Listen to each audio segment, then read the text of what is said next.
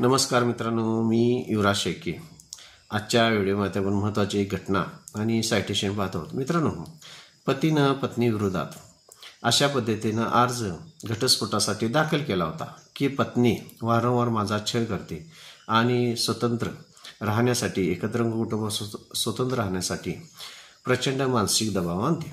आणि सदरची घटना ही पतीनं ज्यावेळी पत्नीला नोटीस पाठवली त्या नोटीसमध्ये कुठेही नमूद केलं नव्हतं किंवा पतीनं पत्नीला नांदा येण्यासाठी सुद्धा नोटीस पाठवलेली नव्हती.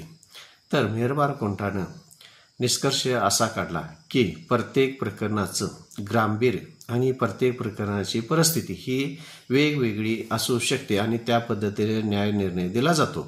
आणि सदर प्रकरणामध्ये मेहरबान कोर्टाच्या असं लक्षात आलं की पतीनं चुकीच्या पद्धतीनं प्रकरण रंगवून घटस्फोट मागणी करण्याचा प्रयत्न केलेला आहे. त्यामुळे सदरच्या प्रकरणामध्ये घटस्फोट देता येणार नाही आणि प्रत्येक प्रकरणामध्ये घटस्फोटाच्या एकच सूत्र वापरता येऊ शकत नाही, कारण प्रत्येक प्रकरणाचं गांभीर्य आणि प्रत्येक प्रकरणाची परिस्थिती ही वेगवेगळी असू शकते. त्यासाठी महत्त्वाचं आपण जर सायटेशन मित्रांनो जर पाहिलं तर अजय शामराव चव्हाण विरुद्ध संपदा अजय चव्हाण 2018/1 MLJ 557 अशा पद्धतीने हे सायटेशन या घटनेला उपयुक्त असं आहे. माझ्या चॅनलला सबस्क्राईब करा, लाईक करा, शेअर करा. धन्यवाद मित्र.